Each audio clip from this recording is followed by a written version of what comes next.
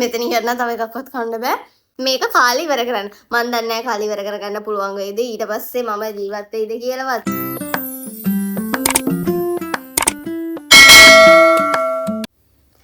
හයි ළමයි අද food challenge එකක් අරගෙන ආවේ. අපේ පැත්තට හොදට වහිනවා. දැන් වෙලාව 3:50යි. මේ ඊ අර යනකොට යටිකොම චොකලට් බිස්කට් එකක් අරගෙන එයා අරගෙන ඇවිත්. මම මේ හදන්නේ තේකකුත් හදාගත්තා. මම මේ හදන්නේ මේ තේකත් එක්ක මේක කාලේ ඉවර කරන්න. මන් දන්නේ නැහැ කාලේ ඉවර කරගන්න පුළුවන් වෙයිද ඊට පස්සේ මම ජීවත් වෙයිද කියලාවත්. මොකද මේ රස වැඩිනේ. මේකේ බිස්කට් කීයක් තියෙනවද ගැන නම් මම දන්නේ නැහැ. කොහොමවත් නැහැ. ගහක එකක් හොගන්න ඉතිරිත් නැහැ. බලමුකෝ කොච්චර කාගන්න පුළුවන් වේද කියලා.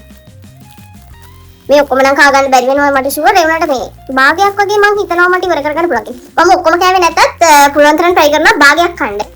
මේකේ පෝලින් තියෙනවා 1 2 3 4. ඒකද දන්නේ. මේ 1 2 3යි මෙතන තව එකක්. මේ 1 2 3යි 4ක්. මේකෙන් භාගයක් කනවා කියලා තමයි දැන් මම හිතාගෙන ඉන්නේ. මේ භාගයක් කන්න පුළුවන් වෙයිද දන්නේ නැහැ. හැබැයි බලමු. මම සාමාන්‍යයෙන් මේ කනවා. අද කව ගන්න පුළුවන් වෙයිද දන්නේ බලමු.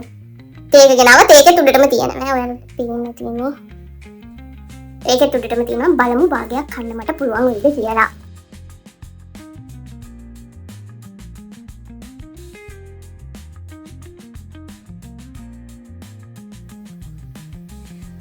මෙතන ඉන්න තව එකක්වත් කන්න බෑ. සීනි හොඳටම වැඩි. කන්න බෑ අපේ.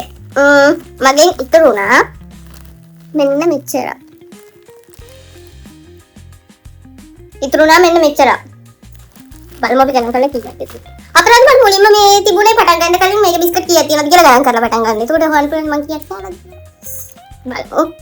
1යි 2යි 3යි 4යි 5යි 6යි 7යි 8යි 9 10 11 12 13 14 ටයි තියෙන කුඩු ටිකක් විතරයි.